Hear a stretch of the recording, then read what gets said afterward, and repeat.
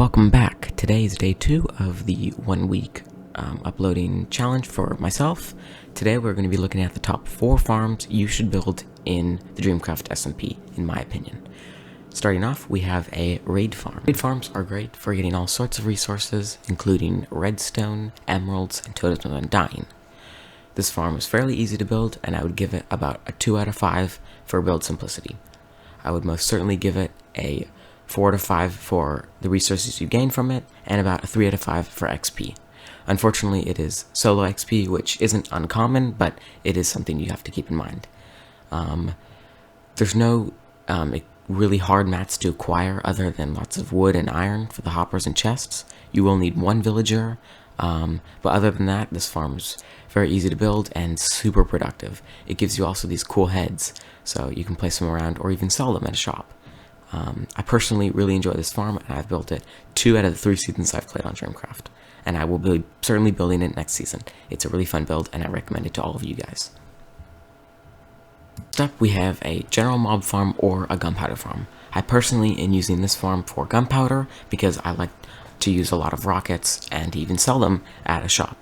This farm is amazing and produces so much when you light up the caves around it. I would say that's the only drawback to this farm. Yeah, it just takes a little bit of time, but there are no extremely hard resources to collect, and it is super easy to use. Obviously, you just set up the AFK tower. Unlike the raid farm, which you have to angle and get an auto clicker, which is another drawback of the raid farm. But this farm, you don't need any of that, and you can just go straight into using it after you build it.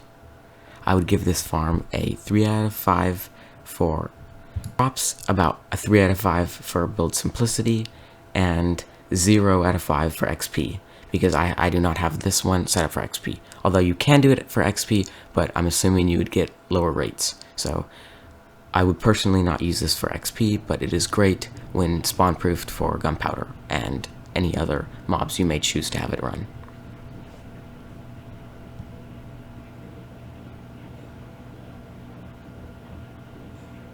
As you can see here, lots of creepers. This is a great farm, and I recommend it to anyone playing on the DreamCraft server. Next up, we have a gold farm. This is Nembomb's design, and this thing is a beast. Oh my gosh. You can get 200 levels in one night from this farm when using it on kill mode. I'm right now using it for drop mode so I can show you guys the farm in game mode spectator, but this farm is so good for XP. I would most certainly give it a 5 out of 5 for XP and about a 3 out of 5 for resources. It produces lots of gold, but unfortunately there aren't too many uses for gold. So unless you're planning to make a shop, it's not great for resources, but definitely a 5 out of 5 for resources. Unfortunately, it's like a 4 out of 5 simplicity to build. It's not really easy. There are some redstone parts.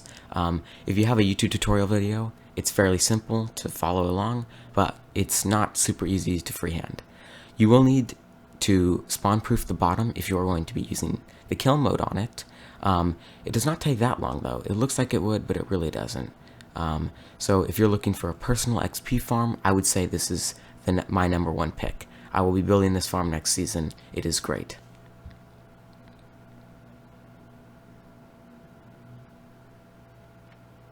Before we look into my number 1 pick, we have some honorable mentions, starting off with an Enderman Farm. These farms are obviously great for XP, and you can even have multiple people using them at once. I would give this farm a 2 out of 5 for simplicity, about a 1 out of 5 for drops, and about a 5 out of 5 for XP. This is another great farm for XP. Unfortunately, ender pearls aren't super useful, but they are sometimes handy to have, hence the 1. Most servers will have this as a public XP farm, so you don't have to worry about building it yourself, but that's why it's on the honorable mentions list. The farm that is making it on the honorable mentions list is an iron farm. These farms are great for building lots of redstone components and early game tools. The reason this is not my number 1 or even on this top 4 list for me is because a lot of people build this farm and you can get it very commonly in the shopping district. So I would suggest not building one of these for personal and buying it, considering you can usually get it for fairly cheap. There is another design of this farm, which does not use the moving zombie, which is the more simpler one. This is good for, like, if you still want lots of iron, I would build this one because it's a good personal one. If you want to sell it, I wouldn't necessarily recommend it, but you can build the larger one. As you can see, this one still produces lots.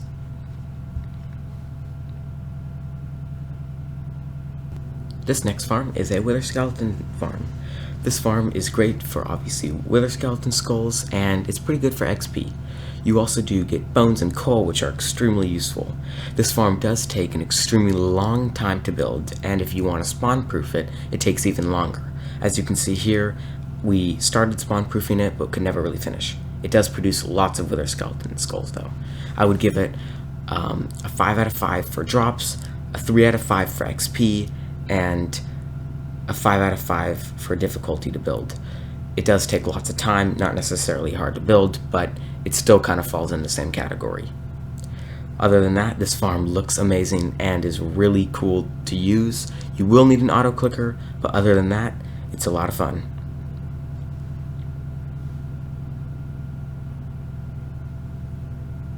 Now, coming in at my number one pick, we have a tree farm. I'm sure a lot of you saw this coming, and this farm is a beast. I know I don't have to tell you how important wood is in this game, and it produces 21,000 wood an hour. I would give it a 3 out of 5 on build difficulty, a 5 out of 5 on drops, and a 0 out of 5 on XP. Of course, you don't get any XP from this, but the wood certainly makes up for it.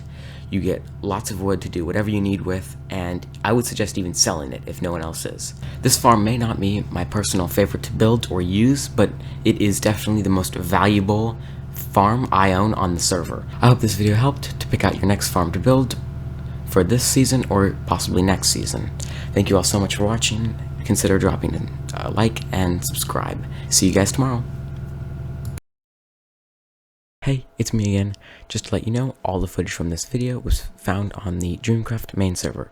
If you would like to join DreamCraft, there will be a link in the description to join the Discord to get the IP and whitelisting channel. Thank you all so much for watching once again, and see you tomorrow.